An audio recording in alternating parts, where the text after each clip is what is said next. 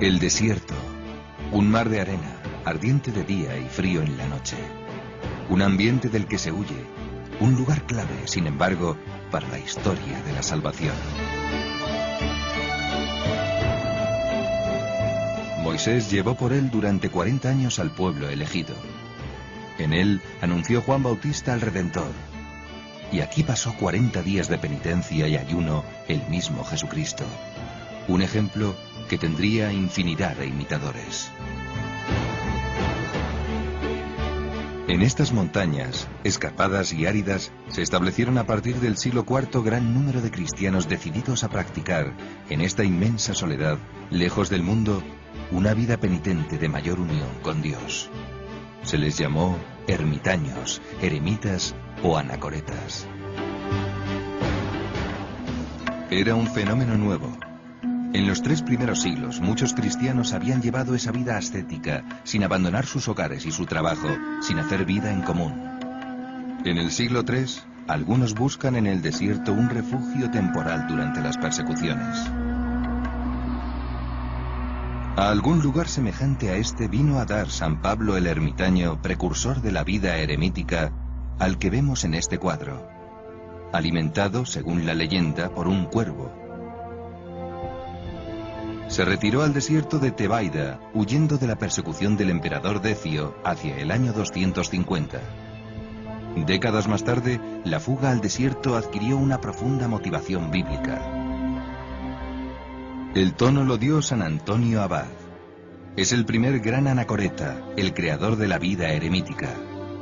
Le inspiraba aquel consejo de Cristo: si quieres ser perfecto, vende cuanto tienes y dalo a los pobres, y tendrás un tesoro en los cielos. Luego, ven y sígueme. Aquí vemos a San Antonio visitando a San Pablo en su cueva.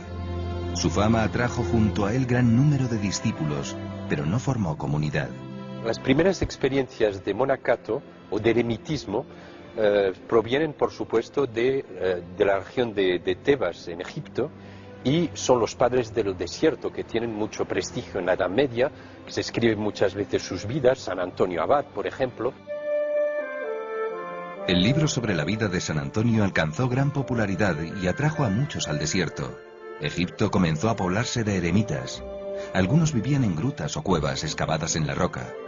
Solo en el valle de Nitra vivían 5.000 ermitaños en celdas separadas, sin regla. Se reunían el sábado y domingo para celebrar la Santa Misa. Poco a poco, los primeros anacoretas solitarios necesitan prestarse ayuda espiritual y material. Y se ponen en relación unos con otros, y entonces es cuando aparece el cenobio, es decir, la vida cenobítica, la vida en comunidad. En Egipto, en la Tebaida, surgió así la vida cenobítica, es decir, la vida en común tras los muros de un recinto monástico. Fue San Pacomio, contemporáneo de San Antonio, quien fundó el primer monasterio en el 320. San Pacomio era un pagano, un soldado que descubre el cristianismo porque había otros soldados cristianos y opta por no vivir solo, sino vivir en grupo. Porque ciertamente la soledad es buena, pero también muy peligrosa. Podemos hacer lo que queremos y decimos que es bueno porque nadie nos va a decir lo contrario. Pacomio redactó para sus monjes la primera regla. En esa primera regla insistía en la oración, en el cultivo de la Sagrada Escritura, en una vida de castidad, de obediencia y de pobreza totales. San Pacomio llegó a gobernar hasta 8 comunidades cenobíticas a la vez y llegó incluso a tener hasta 7.000 miembros. Se habla ya que en el siglo V habría hasta 50.000 en esta institución. A petición de su hermana María, San Pacomio funda el primer monasterio femenino en el 340. En poco tiempo llegó a tener más de 400 monjas. Otra forma muy peculiar de vida monacal fueron los estilitas. Estos son los restos de la columna de 18 metros sobre la que vivió y predicó durante 37 años San Simeón el Estilita. Llegó a ser el principal lugar de peregrinación de Siria. Otros anacoretas vivían encorvados o de pie, pero todo eso desapareció con el tiempo. En Palestina, el monacato comenzó en el 306 con San Hilarión. Allí crecieron las lauras. Cada monje vivía en cabañas independientes dentro de un recinto cercado. Su estilo era parecido al de los cartujos. Se extendieron a Jerusalén y Belén. El desarrollo del monaquismo en Siria, Mesopotamia y la Turquía actual está bien documentado. Destaca San Efrén el Sirio, doctor de la Iglesia, que comenzó la vida anacoreta en Edesa y fundó la escuela de los persas. ¿Qué pudo arrancar a miles de cristianos de sus familias para entregarse a la austera regla de un monasterio? Es muy difícil entender el fenómeno del monaquismo si no se capta el espíritu cristiano que anidaba en la primitiva comunidad cristiana, donde la totalidad de los fieles estaban unidos en la caridad, unidos en la vida espiritual intensa, en la oración, en la celebración de la Eucaristía, y eso repercutía en su vida cotidiana, por tanto en un rigor moral, en un desprendimiento de los bienes de la tierra, como se puede observar en los Hechos de los Apóstoles, y también en esa total disponibilidad para lo que Dios quisiera de ellos, que es el martirio. El recuerdo vivo de las persecuciones espoleaba su fervor. Los santos padres, guías espirituales de aquella grey, encumbraban el martirio como ideal de perfección. La vida cristiana, abnegada y casta, era para ellos una forma de martirio incruento. La virginidad, masculina y femenina, reflejaba un modelo de entrega total al amor divino. La virginidad cristiana es algo que se vive desde los comienzos. Primero porque lo vivió el Señor, porque también algunos de los apóstoles, como Juan, fueron célibes. Y esa manera de vivir el cristianismo se hacía en la época primera, viviendo el celibato como una consagración a Dios dentro de la propia familia. Las vírgenes no ocuparon en la Iglesia un lugar distinto de los demás fieles hasta el siglo IV. El fenómeno de la virginidad y de las vírgenes consagradas a Dios había ido creciendo paulatinamente a lo largo de los primeros siglos del cristianismo, hasta que ya en el siglo IV su número ha crecido suficientemente como para que la Iglesia instituya una sencilla ceremonia en la que, en el marco de la Eucaristía solemne de un domingo, el obispo local, el obispo de la diócesis, imponía el velo a esas vírgenes, que no solo se caracterizaban porque vivía la virginidad, sino que procuraban vivir el conjunto de las virtudes cristianas y tenían, lógicamente, como modelo a la Virgen Santísima. La corrupción moral del imperio, ya en decadencia en el siglo III, movió a muchos a buscar aire puro en la vida monástica.